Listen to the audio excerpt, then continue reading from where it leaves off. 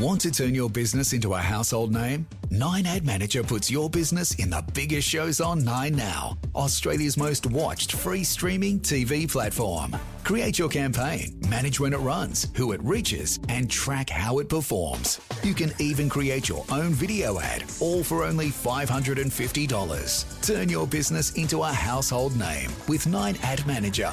To learn more or to get started now, just visit 9admanager.com.au. From the newsrooms of the Sydney Morning Herald and The Age, this is Please Explain. I'm Samantha Selinger-Morris. It's Thursday, November 2nd. Over the last few days, the war between Israel and Hamas has entered a new stage. The Israeli Defense Force has sent tanks and troops into Gaza. At the same time, rage over civilian deaths is building around the world. But what is the mood on the ground in Israel and in the Palestinian territories? Foreign Affairs and National Security correspondent Matthew Knott has just returned from spending 2 weeks in the region. He witnessed ancient hatreds play out and met with countless locals. Today, Matthew joins me to discuss the tensions building on the ground and where this war may go next.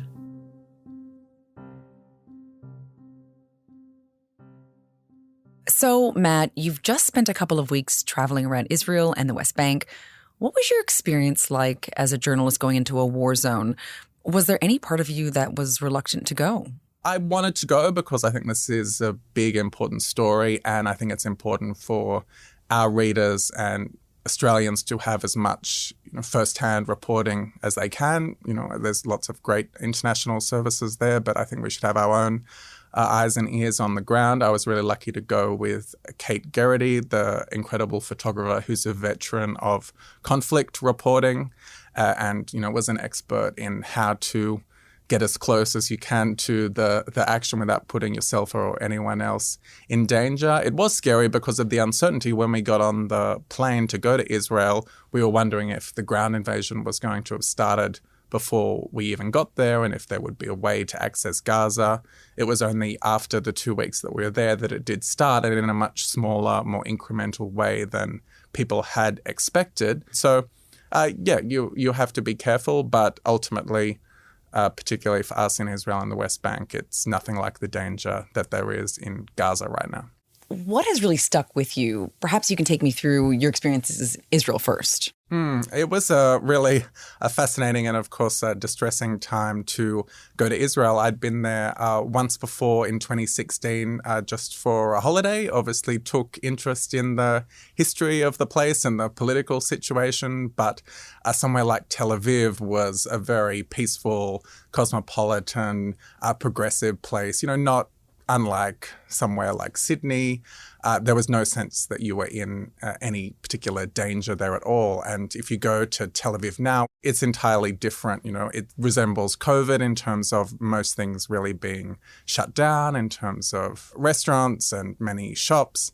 The air raid sirens are really common now. So pretty much every night there would be a siren would sound. You'd have about 20, 30 seconds to make your way to the closest shelter and stay there for a few minutes. Israel has the Iron Dome system, which is very effective at stopping the missiles from coming in. But, one or two have got through even into a place like Tel Aviv. So, for example, people there are really shaken up by this. Gun ownership is soaring in Israel, even in a place like Tel Aviv, because people don't feel very safe. This hostages issue, posters everywhere of the missing hostages, protests by the family members of the hostages. We interviewed several of them who have incredibly moving stories about their grandmother, about their cousin, about their wife and children being abducted into Gaza, and they don't know where they are. Everyone has some connection. If not a relative themselves, then it's a friend or colleague that has either died or been abducted. So it's been a seismic shock to Israeli society. And of course, you traveled to the south of Israel as well, which is where the October 7 attacks were most extreme. So what was your experience there like? Yeah, that was definitely very confronting. These are communities near the border with Gaza. Some of these are the kibbutzes, that were full of, many of them really are peace-loving, very progressive people. If anyone in Israeli society, say, favoured a two-state solution and peace with the Palestinians, this was them. Somewhere like Gaza, which had one of the worst massacres, you can still see blood all over the walls, bullet holes, just clothes strewn around everywhere. The vehicles, including a paraglider where the Hamas people came in on, the smell is absolutely rancid and revolting. It is the smell of death there. We went to the hospital in Beersheba and met several survivors, people who had incredible stories of bravery of taking on the Hamas terrorists to protect their town. It took quite a while for the military to get into action. People were really fending for themselves there. So that's where it's incredibly real down south in Israel. And then, of course, you were in the West Bank. Yes, and of course, Gaza is of such enormous interest right now. It's really impossible for anyone to get in or out, including reporters. So we went to the West Bank, which is relatively easy to access for foreign journalists. We did get to speak to quite a few people from Gaza there because there was this program where people from Gaza could go into Israel and had permits to work, about 18,000 people. So say on the day the massacres happened, there were thousands of Gazans working in Israel at that moment. Suddenly, everything changes. The border is completely slammed shut. Israel has no interest in letting anyone from Gaza go back there or really allowing them to stay in Israel. So hundreds of Gazans, thousands even, but hundreds that we saw in this particular facility in Ramallah have sought refuge. We went to a recreational center, really a big gym, a basketball court, soccer court field, and that's where these people are camping out. And, they had terrible stories of not being able to contact their family. I remember speaking to one man whose wife was back in Gaza and relied on a dialysis, and lots of people there are now drinking salt water, so very worried about whether she'll be able to survive. The electricity was starting to run out, so another man said his son was walking an hour every day to find solar panels just to charge up the phone to remain in contact. And, these men were living in relative safety in the West Bank, although they did really fear that they would be arrested at any moment by the Israeli authorities, which has happened, and that they would be part of some kind of potential prisoner swap arrangement with the hostages. They're completely separated from their families, their wives, their children. So some part of them wanted to be back in Gaza, even though it's incredibly dangerous there. And what about the tensions, I guess, between Israelis and Palestinians, particularly in the West Bank? We know in the lead up to October 7th, there was increasing periods of conflict, I guess, between those two groups there. What sort of things did you see on the ground in the West Bank? Yeah, so this was slightly going under the radar. I think in the lead up to October 7 was the situation in the West Bank. The Netanyahu government right now is considered the most right-wing in Israel's history. It has a lot of senior ministers who are big figures in the settler movement in terms of creating new Jewish communities in the West Bank and expanding the ones that are already there. And this has led to an increase in tensions, an increase in deaths in the West Bank, sometimes with Israeli settlers targeting Palestinians, and seemingly often with very little punishment for that in the West Bank. And this has all ramped up a lot after October 7. While we were there, we went to a protest. These are happening regularly in Ramallah. They get very fiery. At least 8 people were shot. It's on basically the doorstep of an Israeli settlement, Palestinians throwing rocks at that. And I met a man there. He lives in a village near Ramallah, and he said 5 years ago an Israeli settlement popped up there, and there's daily clashes between the Palestinian locals and the Israeli settlers. A day later, he called up and said, a 16-year-old boy has been shot by a settler and is in hospital. We went to see him. He said that he and his family were simply picking olives. It's the olive harvesting season there in Palestine and Israel, and they were shot by settlers. A few days later, our translator rang and said that his cousin had been shot and killed by a settler as well. So this is very common.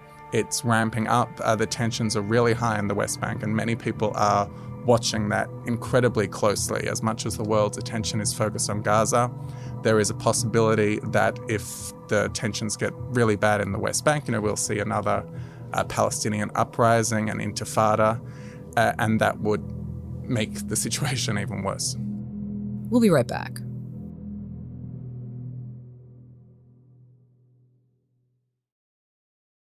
So, Matt, I want to turn to Gaza now because that's where the world's attention is really focused. Can you tell us what's happened there over the last few days? Yeah, I mean, it's hard to imagine that this could happen, but Israel has been really ramping up its operations in Gaza from the air, but also on the ground. They gave this warning weeks ago about evacuating south, saying that they would be concentrating their operations in the north. So, as I said, it started off slower and in a more incremental way than people had imagined the ground invasion. I think people had this image of just tanks rolling over the border into Gaza, and it's been more smaller incursions now, but it is ramping up in northern Gaza. In the Middle East tonight, Israel targeting Hamas in Gaza and is now carrying out what it called a targeted raid on the ground as fears grow. Night vision footage of Israeli tanks in Gaza on the outskirts of Gaza City tonight. Some Israeli troops are dying in these ground operations, and then we still see the huge aerial bombardments. It's clear right now they are focusing on the Hamas fighters in the tunnels underneath Gaza. Israel tonight says it killed a senior Hamas commander hours after the military's biggest ground incursion yet into Gaza with armored bulldozers. And we've seen the latest strike on a refugee camp in northern Gaza, which has killed a Hamas commander, but there are estimates of around 50 civilians perhaps being killed. It's obviously hard with the numbers to exactly verify that. Attack on Jabalia refugee camp, the Israelis say that they killed Ibrahim Biari. Now, he was the commander of the Hamas Central Brigade, a very so we're seeing a huge amount of civilians being killed for each Hamas combatant. But the cost of doing that appears to have been extraordinary. Many people killed and injured. And we're over 8,500, the latest count of people in Gaza being killed, and that's only going to increase. Israel is showing no sign that they want to comply with growing international calls for a ceasefire or even a pause in hostilities.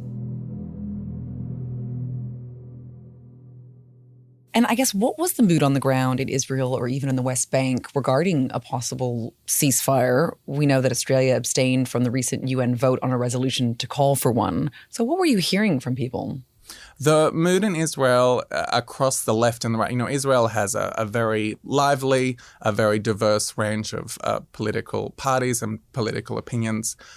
There is really strong unity, though, that whatever needs to be done to take out Hamas and ensure that Hamas cannot govern in Gaza anymore.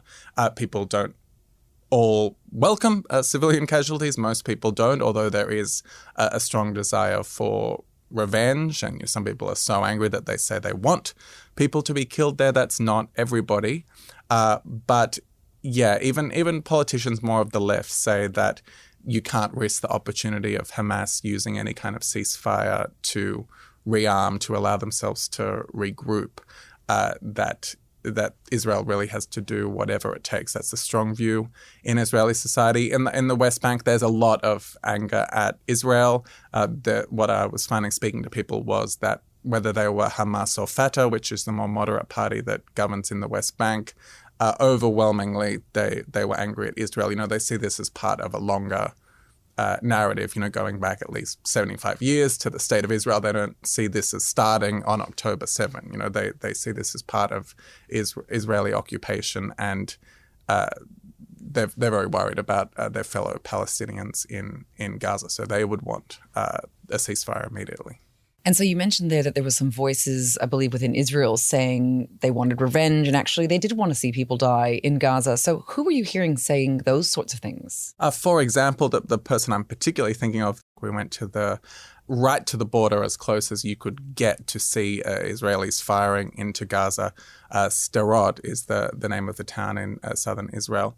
And we encountered a man there who lived in the town. He worked as a prison officer. The town is evacuated, basically, but he was coming to sit on top of abandoned childcare center to watch the fighting. It was as if he was coming to watch a TV show. Later in the day, he was going home to watch the soccer on TV, a Spanish soccer match, but then he would come back and he would watch throughout the night as if it was a TV show, the hostilities. And he was so angry. He said, Hamas killed our children. They butchered our babies. We should butcher their babies, just wipe them all out.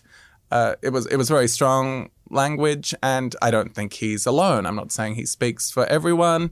Some people in Israel are concerned about this, but for example, you're not seeing the type of protests that you're seeing around the world about this. You're not seeing that in Israel at all. There's only started to be some very, very small and minor protests, against the number of people being killed in Gaza. And so what do you think this all means for the two-state solution? I mean, is this ground incursion that's just happened, has it killed it? Well, the first thing to say is that it wasn't going very well already for at least a couple of decades. The two-state solution was really going nowhere despite many efforts to try and resuscitate it. It was most generously, you could say it was on life support. This idea, it's been many missed opportunities over history from both sides, including the Palestinian side.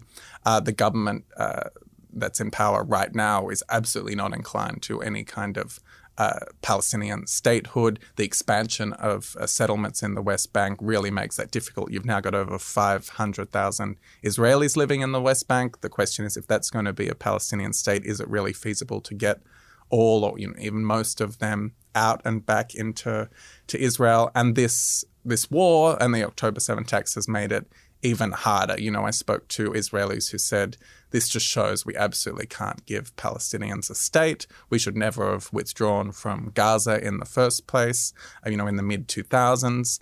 Same thing in Palestine, actually. Some people there have given up hope that they're ever going to get a state. There's a lot of discussion about the potential of a one-state solution in which you have one state, but people have very different ideas about that. I spoke to an Israeli settler near Hebron who says we need to have one state, Greater Israel, it would encompass the West Bank as well, and Palestinian people would have limited citizenship rights. For example, they wouldn't be able to vote. This is very important to Israel because they want to remain a Jewish majority state. If too many Palestinians are allowed to become citizens and vote, they say the whole nature of the country will be changed. That's the demographic situation they're trying to avoid. Some Palestinians are also saying, well, look, we're going to have to be part of one state, and they favor much more equal footing with Israelis. Of course, there's still strong arguments for a two-state solution, but it's not really going anywhere, and it's hard to imagine it going anywhere in the short term. So I guess to wrap up, where do you see this going next? You've got a really unique vantage point on this because you've, of course, just been on the ground and you've seen ancient hatreds play out between Israelis and Palestinian people. Do you have any feelings about where this could go next? I think it's going to go on for a long time. This isn't going to be a short war that's over in a few weeks and resolved. There are a few big issues that still remain to be solved. The question of what happens in Gaza if Israel does manage to take complete control. Hamas will still be there in some form. Many people we spoke to, including in the West Bank, they say Hamas is really an idea. It's this idea of, a very religious but also nationalistic party. You can wipe out the commanders, but there's still going to be a desire in parts of Palestinian society for a more militant approach towards Israel. That's not going to go away. Will other regional countries want or be able to come in and play a role in Gaza at all? Israeli politicians we spoke to there, are very reluctant to go into that. I know they do have plans that they're not divulging right now. the question of what happens the day after. This is obviously relevant. We saw this with America after the September 11 attacks. It's one thing to go into a place like Iraq. What happens after you depose the leadership that's there? Things can actually get worse in the long term. Israel has decided to take a very expansionist, maximalist approach to the way they're responding to this. They're not doing it as a strict counterterrorism operation to try and go in surgically and get as many Hamas leaders out as possible. They're talking about the axis of evil with Iran and Hezbollah. There are real fears about whether this will expand even further to other countries, drawing in countries across the Middle East. I spoke to a member of the Knesset who said, we're probably witnessing here the start of an Iran-America war, which would really be a world war. I think many people would hope that doesn't happen. What's happening now is already bad enough. But I think the sad reality is things are going to get worse before they perhaps get better.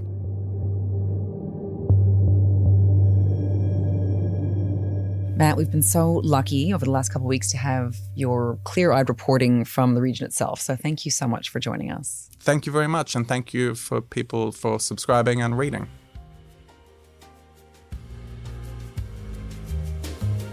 Today's episode of Please Explain was produced by Julia Carr-Katzel, with technical assistance by David McMillan.